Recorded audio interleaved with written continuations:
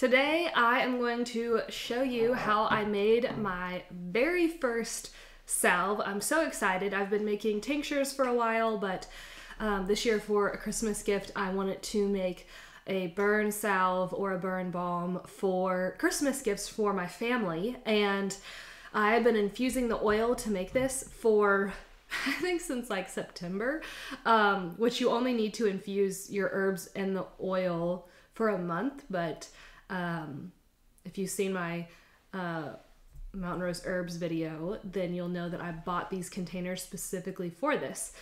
And thank you so much to everyone who commented on that video and recommended other herb places.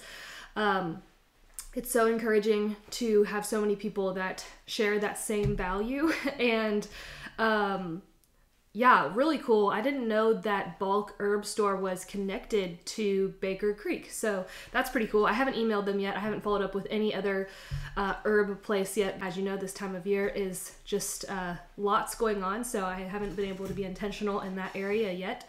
But I did make myself a tea for this video, and so normally what I'll do with teas is I'll kind of just stand in front of my all my herbs that I have and just see what I'm craving, what I'm feeling.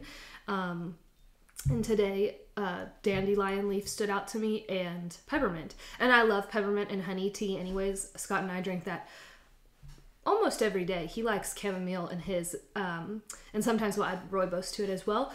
But I put way too much dandelion in this. It way outpowers the peppermint. It's super bitter. But dandelion, the root or the leaf, I used the leaf because I was doing an infusion, which is just when you pour water over it. Dandelion leaf is really, or the root, both are really good for helping your liver. And yeah, our liver is always working. So I've been really trying to be intentional with getting herbs in that are good for my liver. So with the salve, so I actually made this before Christmas. It's now after Christmas. I hope you all had a wonderful Christmas and a great time with your family, and that you're looking forward to 2022 now. But I did follow Rosemary Gladstar's recipe. So I'm in her Art and Science of Herbalism course. I bought that last March, I believe, and it's you get the school for 3 years. I made myself a little hand-bound journal, and I bought the course that's online, and I get the book, so actually all the stuff is written down in the like notebook stuff, but there's something for me about writing it down. Okay, so if you want to make the salve ahead of time, you need to infuse your oil. So I used olive oil, and I infused it with St. John's wort, calendula, and comfrey. And I actually got to use the calendula from our garden, which was cool. And then put in olive oil, infuse it for a month or 3 months if you are like myself. So that's what I did first. I had that already done. And then I went through this process of making the salve. Okay, so here I am measuring out my beeswax. So I used some of our beeswax, and then our friend Liz gave us some beeswax from her family's bees, and so yeah, I used a combination of both of those. And so when you make a salve, you want to use 1/4 of a cup of beeswax per cup of oil.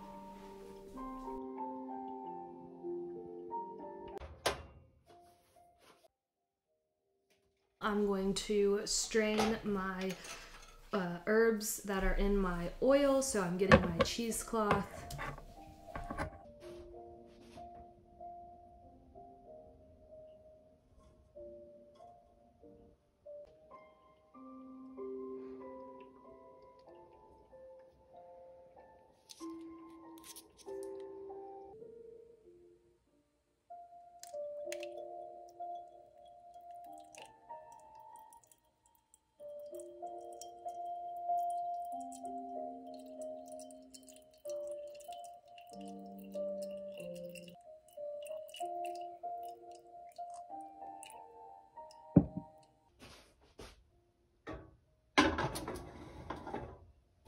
I'm not sure if this part makes a difference, but my recipe said that you need to melt the beeswax first before you add the oil. So I took the olive oil back out and I put the beeswax in my double broiler to get that melted. So I actually got this double broiler at an auction for $5.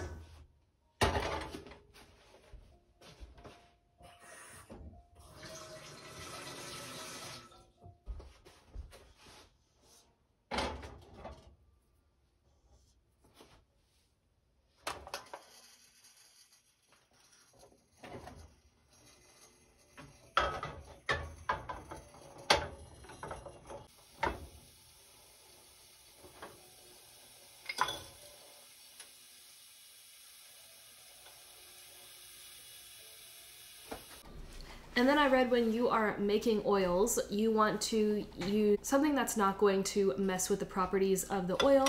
I actually have this spoon that I got from Africa. It is made out of a bone, and I turn the temperature to low heat.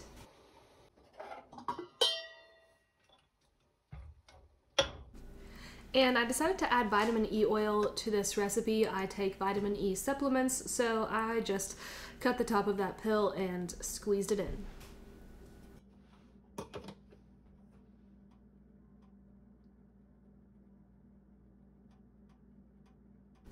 And added the oil.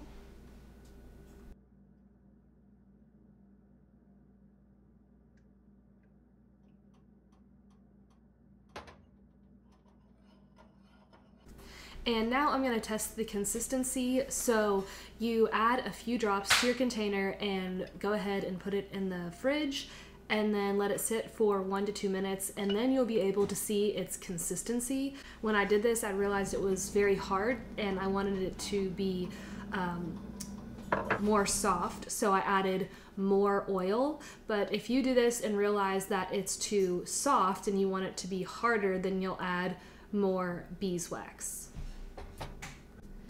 And here's the finished product. Rosemary Gladstar's recipe also said that you could add aloe vera powder to it. I didn't have that, so I didn't add it to it. And that is how I made it. So here's how they turned out. I kept the one that I just scraped all the leftovers out of my container and put it into it, so it looks a little bit messy. This is the one I'm keeping for myself. I'm really happy with it and the way that it turned out. Hope that that's been helpful, and I hope that that encourages you that if I can make a burn salve, then you can make a burn salve. So that is how it turned out. I hope that this is helpful, and here is the recipe that you can screenshot, and I pray that you have a wonderful day and a blessed new year.